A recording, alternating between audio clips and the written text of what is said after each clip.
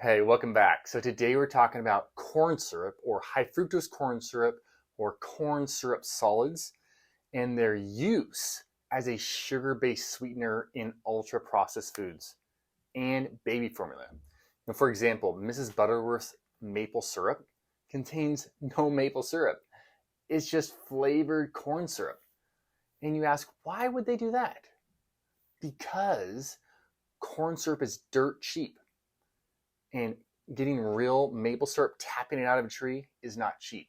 And as a side, it's really interesting that the food products that are the most subsidized by taxpayers are also the biggest contributors to chronic disease, dysfunction, and the ballooning of the American medical system. Corn syrup, in all its varieties, is another ingredient that is not in my house.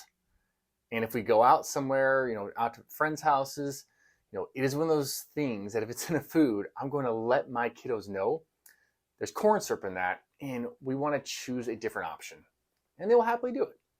So countless studies have shown that corn syrup drives inflammation and the hyper formation of advanced glycation end products, or AGEs.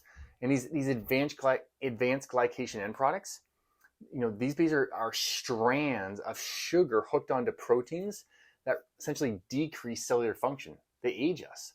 And when you get enough of them laid out on tissue, you get blindness, you get neuropathy, you get liver failure, you get heart disease, just to name a few.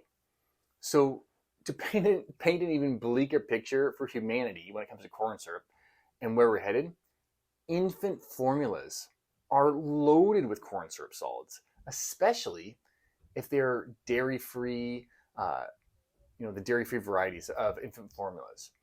And it's interesting, and we don't totally understand the value of this, but all mammals, as well as humans, females, ladies, produce milk in a sugar structure called lactose.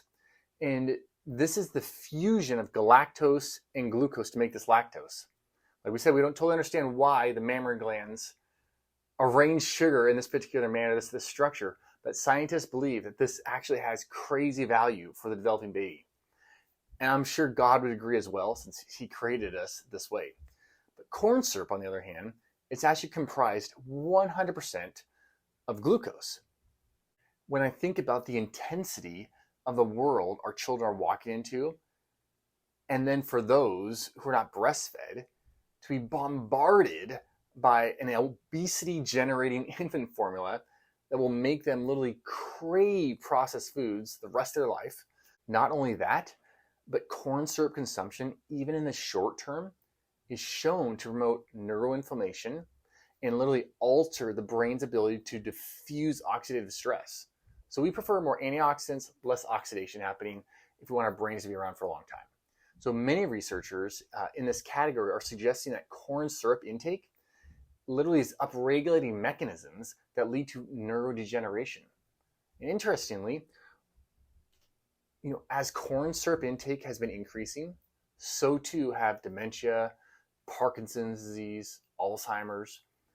When we talk about the challenges with food regulation, with ADHD, with difficulties with executive function and acting out amongst our children, but really, if their brains are on fire all the time because of the corn syrup intake, I think we should actually expect this and be shocked or surprised when a child is consuming these agents like corn syrup regularly and is actually able to focus, is actually able to perform and not act out in a crazy manner.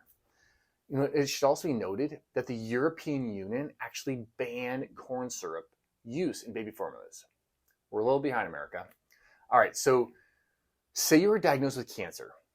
You're told, food doesn't matter, just eat everything you can to maintain your weight. We don't want you to lose a bunch of weight. It's not going to make any difference what you eat.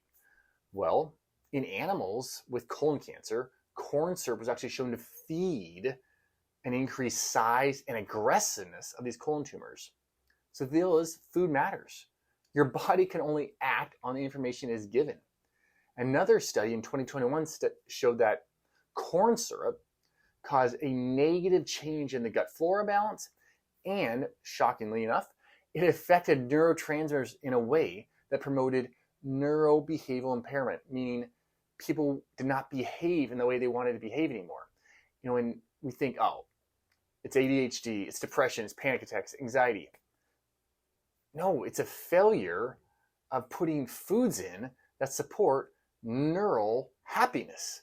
And, people often say, or patients often say, hey, Matt, I'm going to get around to changing my diet, getting my food all lined up once I get the ADHD under control, once I get my depression meds just right, once I get my anxiety medication just right. Let me take care of this other stuff, then I'll start going after food. What they fail to realize is that actually the food itself is what is promoting this process. It actually is causing their brain to be on fire, and it is promoting all these negative symptoms. So food matters. Start out of the gate, line your food up, line those inputs up to create a mind that is not in survival mode nonstop, trying to put out these fires all day long. The beauty of all this is that nobody has to consume corn syrup. You don't need it. We don't need it for survival. Praise the Lord. You can choose actual maple syrup. You can bring your own ketchup to the restaurant. That's corn syrup free. I have tons of friends who do this. Or you can just get ketchup at home that doesn't have any corn syrup in it.